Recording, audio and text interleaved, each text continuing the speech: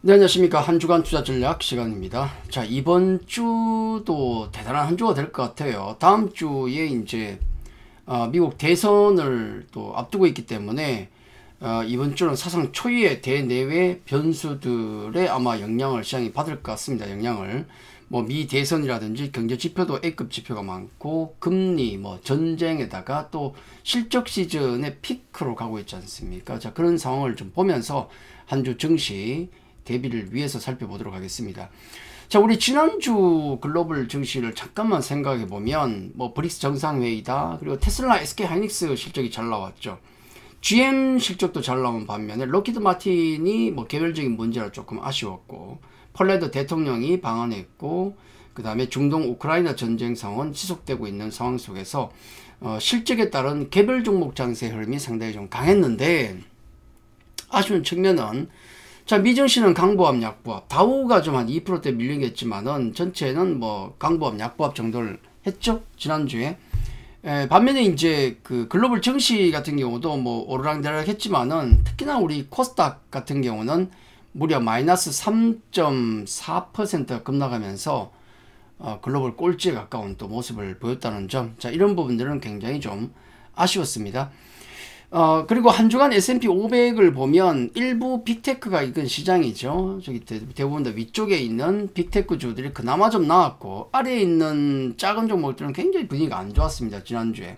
특히 테슬라가 거의 22% 급등이 나오면서 증시를, 그나마 나스닥 시장을 좀 이끌었다, 그렇게 볼 수 있겠고, 당장 지난주 금요일만 놓고 보더라도 테슬라가 또 3% 올라가면서 특징주가 됐고, 나머지 기술주들이 고르게 좀 반등이 조금 눈꽃만큼이 나왔지만 다른 섹터들은 빨갛게 다 빠지고 있는 모습이었다는 게 특징이었습니다. 뭐 지난주도 마찬가지로 각자 도생, 섹터와 상관없이 그게 어느 섹터든 반도체도 좋고 뭐 2차든지 아니면 뭐 기계, 나머지 여러 가지 뭐 섹터들을 놓고 보면 가는 종목은 가고 그 같은 섹터 내에서도 안 가는 건 안 간다. 실적에 따른 개별 종목 장세가 지금도 계속되고 있다.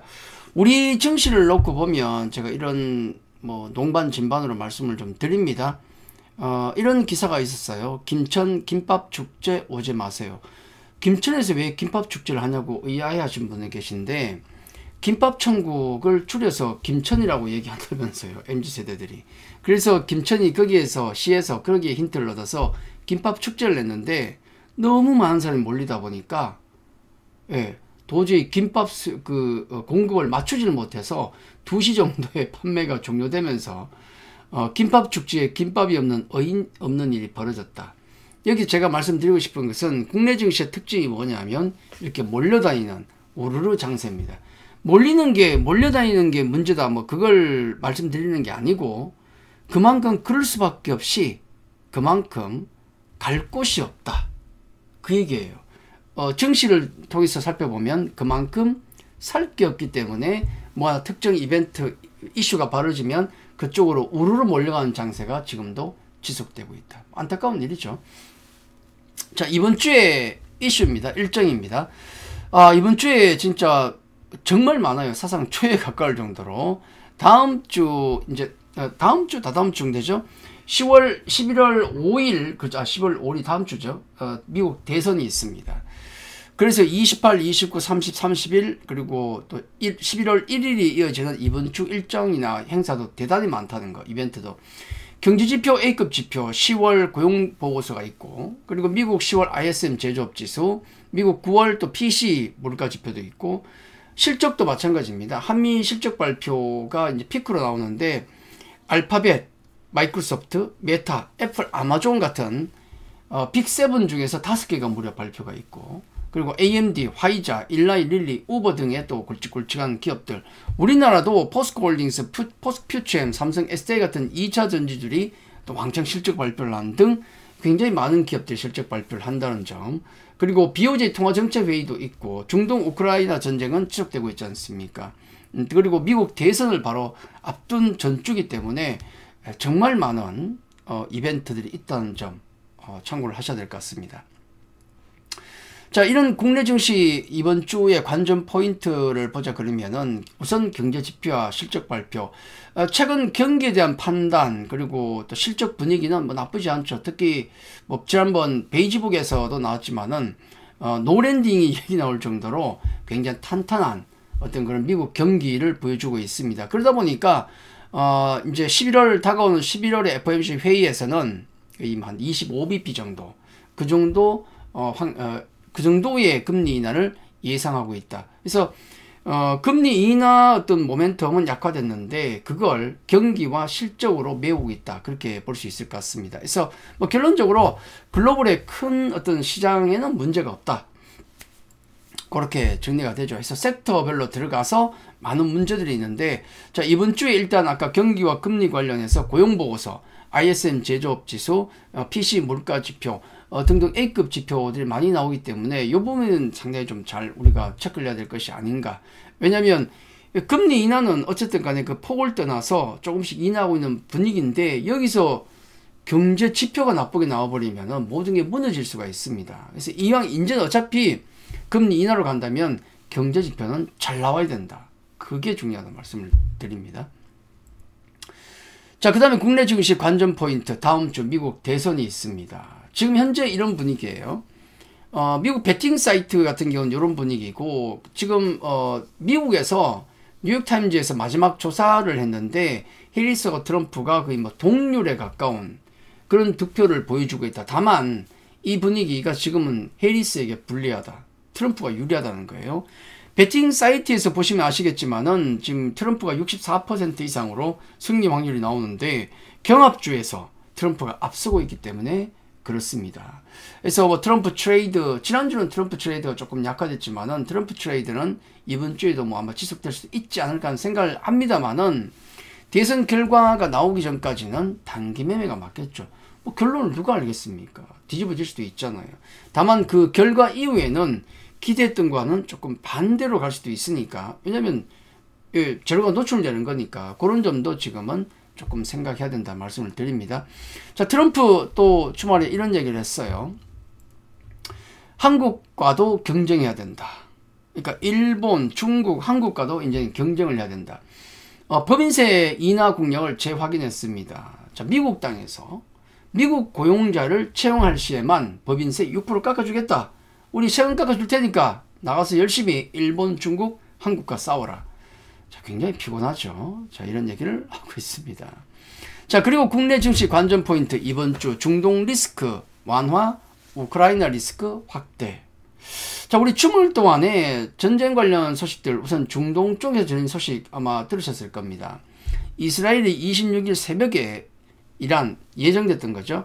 이란에 드디어 공습을 했다. 몇 군데를 때렸는데, 근데 이제 중요한 건 첫 번째 하나는 공습 전에 표적을 예고를 했어요. 뭐 대충 언제쯤 때린다. 지난번 이란하고 이렇게 왔다 갔다 할 때도 마치 연습하는 듯이 그렇게 했지 않습니까? 예고를 하고 있잖아요. 사전에 연습하듯이. 이번에도 약간 언질이 있었다. 그렇게 얘기를 하고 있어요. 그리고 중요한 건 군사시설, 그 다음에 석유, 핵시설 어디 때릴 것인가.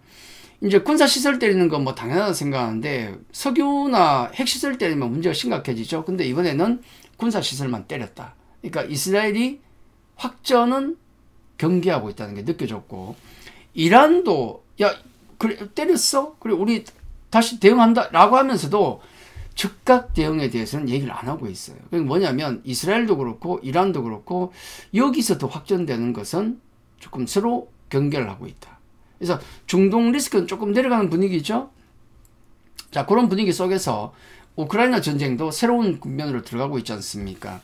아마 북한군이 지금 그 가장 치열한 전쟁터로 갈 것 같다. 지금 직결이 되고 있다는 얘기가 있고, 그리고 북한의 그 김정은 군부 측근인 김영복 부참모총장이 러시아에 입국했다. 그렇게 얘기가 나오고 있습니다. 파병부대 총괄 지휘. 예, 그래서 이거 러시아 우크라이나 전쟁도 새로운 국면으로 들어가고 있구나. 왜냐하면 지금 여기 들어가고 있는 쪽이 어디냐 하면 북한군이 투입되는 곳이 크루츠크 쪽이거든요. 이쪽이 뭐냐면 러시아에서 우크라이나 동부 지역을 다 먹고 나서, 그죠? 빨갛게 나온 지역 있죠? 먹고 나서 만약 여기서 휴전이 돼버리면 이 땅을 우크라이나가 못 찾지 않습니까? 그래서 러시아의 그때 8월 초에 8월 6일 공격에서 일부 점령한 지역이 쿠르츠크 지역입니다. 이 지역에 북한군이 투입될 것 같다. 그래서 지금 러시아에 뺏긴 땅에 들어가는 거예요. 그 얘기는 최전선 아닙니까? 그래서 북한군이 곧 관련된 얘기가 나올 거라 그러는데 새로운 국면에 들어가고 있다는 점, 그리고 이런 전쟁을 하면 누가 이익을 볼 것인가, 뭐 이익을 보는 쪽은 있죠. 미국이 미사일 방어 시스템 첫 납품 대만에다가, 중국이 또 발끈하고 있는데 이 방어 시스템이 얼마 전에 우크라이나 전쟁에서 이미 테스트를 다 해봤다는 겁니다. 실전 테스트를 거친 거죠. 그러다 보니까 이런 레퍼런스가 있으니까 물건이 이 무기가 팔리는 겁니다. 뭐 세상 돌아가는 게 그렇지 않겠습니까? 그리고 아까 똑같은 얘기입니다만은 트럼프 한국과도 경쟁해야 된다고 얘기했는데 여기 외국 땅 지켜주던 때는 지나갔다. 자, 그런 얘기까지 계속하고 있습니다. 이미 알고 있는 얘기지만 결국 이 얘기죠. 네 나라 이제 네가 지켜라. 그 얘기입니다. 네 나라 네가 지켜라. 어떻게 해야 되겠습니까? 처맞지 않으려면 국방비 당연히 높여서 그걸로 무기를 사야 되는 거예요. 자, 그런 시대가 오고 있기 때문에 계속 진행이 되고 있기 때문에 방산 관련주들이 좋을 수밖에 없다. 아직은. 그리고 11월에 MSCI 지수가 변경이 되는데 그때 현대로템과 같은 이런 방산 기업이 들어갈 가능성이 높아졌다. 수급 보조도 있는 거죠. 자, 지난주에 폴란드 대통령이 왔습니다. 뭐 결과가 있었습니까? 뭐 새로운 소식이 있었어요? 그냥 잘 보자고 끝낸 거예요. 근데 잘 보자고 끝낸 게 뒤에 큰 게 뭔가 있다. 폴란드 대통령이 폴란드가 우리나라에 무기를 사한 건 뭐 FA 전투기도 있겠지만은 FA-50 전투기도 있지만은 K2 탱크, K9 자주포 등등의 무기를 굉장히 많이 샀었고, 그게 이제 거의 한 2차까지 진행된 것도 있고 또 2차가 앞으로 나올 것도 있습니다. 가장 유력한 게 지금 현대로템의 K2전차 2차분 아니겠습니까? 그 계약이 앞두고 있는데, 사실 이런 계약이 만약에 지난주에 와서 뜰컥 체결됐다 그러면 또 우리나라 유명하죠. 국장 세론 얘기 있지 않습니까? 호재가 나오면 일단 때린다. 이게 뒤로 밀렸어요. 그죠? 땡큐 두다 대통령입니다.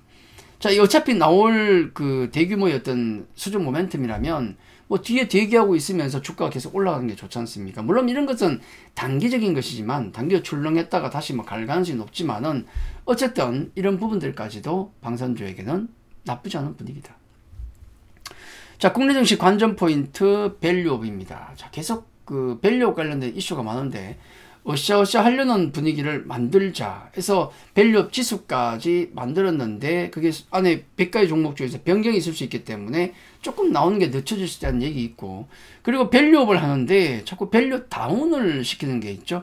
검투세 관련인데 자꾸 지금 민주당 쪽에서 말을 바꾸고 있는 느낌이 듭니다. 물론 사람마다 다르겠지만은 지난번에 집권플랜본부 지난주에 잠깐 얘기 나왔죠. 거기서 검투세 시행 않고 코리아 디스카운트 해소할 것이다 라는 얘기 나오면서 시장이 번쩍했는데 바로 다음날 그 얘기는 그 사람 개인적인 얘기다. 김새버렸죠. 자, 어쨌든 뭐 이런 얘기 나옵니다. 국감이 끝나면 또 논의를 하겠다. 국감이 언제 끝났죠? 끝났습니다. 지난주 금요일 끝났기 때문에 또 11월은 또 논의를 시작하겠죠. 피곤하다. 자, 금융주가 덕분에 뭐 강세를 이어가는데 다만 퍼밸류가 높아지는 종목도 있기 때문에 좀 경계는 하셔야 되고, 그리고 만약에 이 검투세 같은 경우가 만약에 폐지가 된다면 그동안 수급에 억눌렸던 코스닥 쪽이 좀 더 셀 수도 있다는 말씀은 드리겠습니다. 자, 수급이 가장 큰 문제이기 때문에 국내 증시 관전 포인트 외국인 수급 부분도 있는데요. 자, 이번 주도 중요하죠. 삼성전자가 왜 이렇게까지 급락을 하고 있는가? 물론 펀드멘탈의 의심도 많이 받고 있지만은 정확하게 삼성전자가 2022년 오르던 그 첫 시작부터 해서 외국인 매수세가 들어오고 있고, 그 이후에 보시면 외국인 매도가 7월 중순부터 나오기 시작해요. 그때부터 삼성전자의 주가는 무너졌다는 측면에서 외국인 수급은 중요할 수밖에 없습니다. 7월 초 지나서 7월 중순부터 외국인 매도가 강하게 나왔는데 외국인들은 거의 한 23조 정도의 원래 매수를 보였다가 10조 남기고 다 팔았어요. 지금 10조 남기고 다 팔았습니다. 어마어마한 매도가 나오고 있죠. 2022년부터 좀 의미 있는 매수세가 외국인에 들어왔었는데 2022년부터 2024년까지 7월까지 매도 전까지 외국인 누적 포지션을 보면 1등 삼성전자, 2등 SK하이닉스, 3등 현대차, 4등 기아, 5등 삼성물산 순으로 많이 샀는데 삼성전자와 SK하이닉스가 최근에 매도가 나오고 있고 특히 삼성전자가 강하게 매도가 나오고 있죠. 그리고 기아 쪽에 매도가 나와요. SK하이닉스는 한 3분의 1 팔다가 다시 삽니다. 약간 삼성전자와 SK하이닉스는 롱숏에 걸린 것 같아요. 같은 섹터 내에서 좋은 종목은 사고 나쁜 종목은 판다. 롱 SK하이닉스, 숏 삼성전자. 덕분에 SK하이닉스 같은 경우는 수급이 탄탄해지고 있습니다. 기아 쪽에 매도가 나오는데 과연 현대차는? 그래서 대형주들은 뭐 펀더멘탈도 당연히 중요하겠지만은 외국인 수급이 중요할 수밖에 없다. 실제로 지금 7월부터 매도가 나오는 외국인의 매도세를 보면 1등이 삼성전자, 2등이 SK하이닉스, 3등이 기아더라. 수급은 역시 외국인 수급이 추가적으로 나오는가 펀더멘탈을 중요하지만 그 점을 체크해야 된다. 거기서 매도가 나오면 지수가 없다는 얘기예요. 그렇죠. 자, 그리고 국내 증시 관전 포인트 메인 섹터 반도체와 바이오 2차전지가 있는데 어느 섹터에 우리가 관심을 더 가져야 될 것인가. 자, 반도체는 SK하이닉스만 롱숏에 걸려가지고 매수가 들어오면서 올라가는데 엔비디아 PR이 얼마인지 아십니까? 35배 가까이 됐어요. 뻐근하다. 장비주 ASML 같은 경우가 실적이 전망 쇼크가 나왔습니다.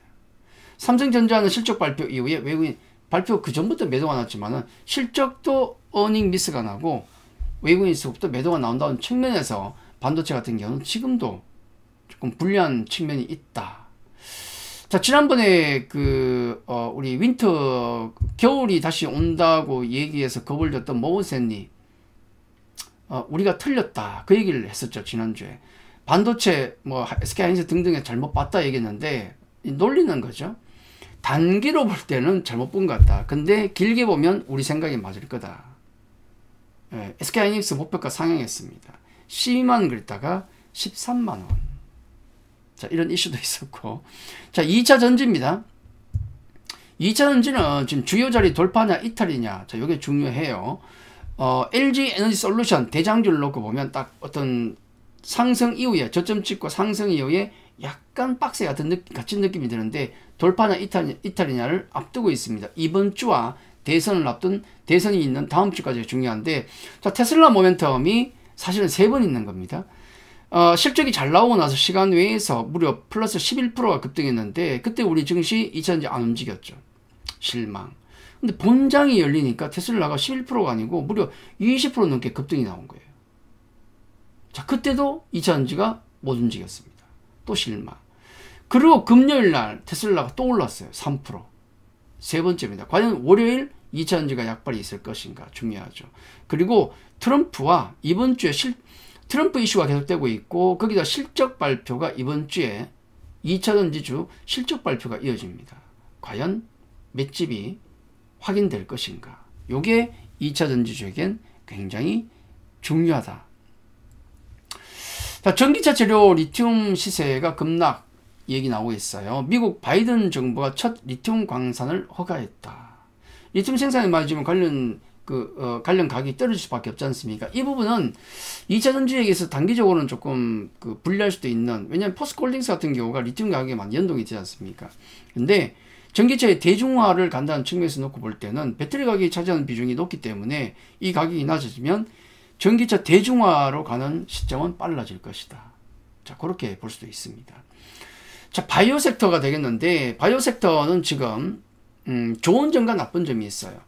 우선 좋은 점은 대장주인 요한양인과 삼바 주가가 지금 견고하게 유지가 되고 있다는 점. 자, 이게 좋은 점이 되겠고, 둘째는 그동안 금리 인하 모멘텀 많이 얘기를 했는데, 금리 인하가 되면 성장주가 강하고, 성장주 중에서도 바이오다 얘기가 많지 않습니까? 그게 논리였는데, 금리 인하 모멘텀은 좀 약해지고 있잖아요. 이걸 빌미로 지금 여러 종목들이 차익실을 맞고 있습니다. 근데 지금 11월 초에 미국 면역 항암 학회가 또 있기 때문에, 자, 요 약발이 어떤지. 중요한 건 이것 때문에 뭐 급등이 나온다 이것보다도 약발이 있느냐 없느냐가 중요하죠.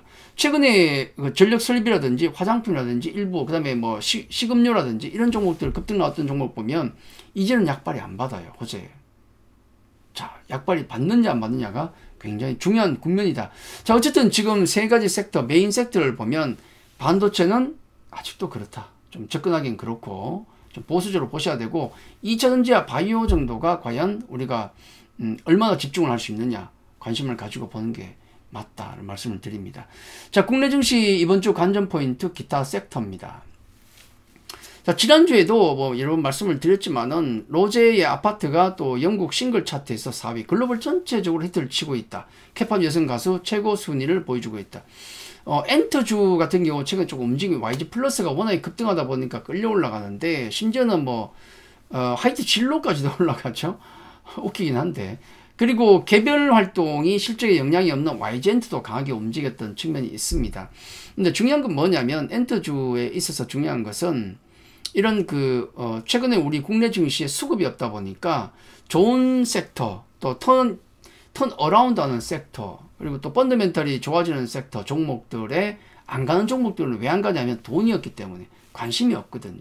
그러다 보니까 지금은 우리 국내 증시는 섹터와 종목들 간에 어그로 끌기, 관심 끌기 대회에 가깝다. 자극적인 종목이 가지 않습니까? 그런 측면에서 엔트 같은 경우도 로제의 이런 활동, 활약이 아마 어떤 엔트에게 관심을 끌 수 있는 기회를 주고 있다는 측면에서 엔트주에 대한 관심 이번 주도 계속돼야 되지 않을까라고 생각을 합니다. 그래서 너무 급등 나온 종목, 펀더멘털 계산이 안 되는 종목보다도 펀더멘털이 되고 그다음 턴어라운드가 나올 수 있는 종목, 하이브 SM 이런 정도쯤은 충분히 관심을 가질 수 있지 않을까 생각하셔야 되고, 다만 이제 우리 큐브의 아이돌, 큐브 엔터에 있는 아이돌은 여자아이들이 답니다. 이거 빼면 시체예요, 사실.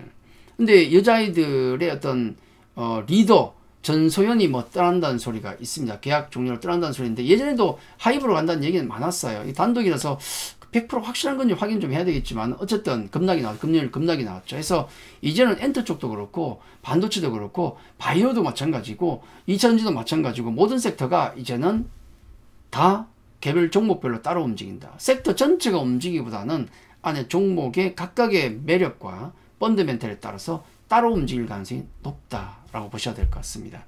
자, 그리고 이제 주말 동안에 전해진 소식이 또 있는데 마동석이 중국 영화에 출연한다고 하네요. 한한령이 풀렸나? 라고 생각할 수 있겠는데 반반이에요. 뭐냐면 중국에서 여전히 한국 배우나 그 아티스트들의 인기가 높습니다. 쓰고 싶은데 한한령 때문에 못 쓰는 거예요. 그러다 보니까 꼼수를 쓴 게 한국인인데 국적이 미국인 마동석이 거기에 해당되거든요. 자, 그런 케이스를 쓰고 있다. 야, 한국인 쓰지 말랬잖아. 마동석 한국인 아니고 미국인인데요. 국적이 이렇게 되는 겁니다.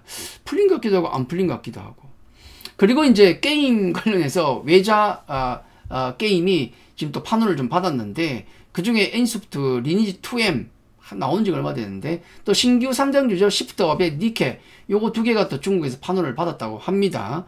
마침 요 두 개가 또 딱 맞물리면서 중국 관련주, 컨텐츠 관련주, 한한령 관련주들이 또 어떤 모멘텀으로 움직이지 않을까. 왜냐면 지금 우리 증시는 아시다시피 어그로 끌기 대회입니다. 아시죠? 관심이 끌기 대회이기 때문에 낙폭이 컸던 종목 중에서 이런 이슈가 터지면 급등이 나오는 경우도 꽤 있다는 거죠. 뭐 해당되는 게 당연히 뭐 게임 관련주, 그 다음에 또 콘텐츠 관련주, 또 엔터 등등의 기업들이 해당이 된다라는 말씀도 드립니다. 자, 우리 시장 어렵습니다. 지금 반도체, 바이오, 2차전지 메인 섹터 애들이 울면서 지금 굴덕굴덕 이렇게 아래 위로 움직이면서 지금 시소를 타네요. 이런 국면이에요. 시소 왔다 갔다 하는데 실익이 없다. 어려운 국면이고, 그래서 주변에 방산, 자동차, 조선, 철강화, 화장품, 라면, 전력게임, 엔터 등등의 종목들인데 과연 어디에 우리가 집중을 해야 될 것인가 늘 고민이 되는 장이다. 특히 이번 주와 다음 주는 어떤 시장의 방향보다도 그 성격을 결정할 가능성이 높은 한 주, 두 주가 될 것 같습니다.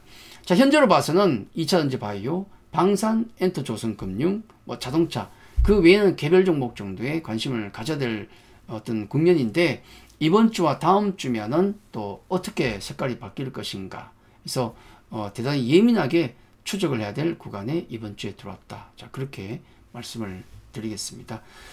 자, 한 주 또 투자 전략 방향 힌트를 드리면서 이 시간 마치도록 하겠습니다. 뭐 도움이 되셨다면 구독, 좋아요 눌러주시면 감사하겠습니다. 알림 설정까지 하시면은 또 우리 오전에 오전장 주도주 매일 나가니까 아마 도움이 되지 않을까 그렇게 말씀드리겠습니다. 자, 여기까지입니다. 감사합니다.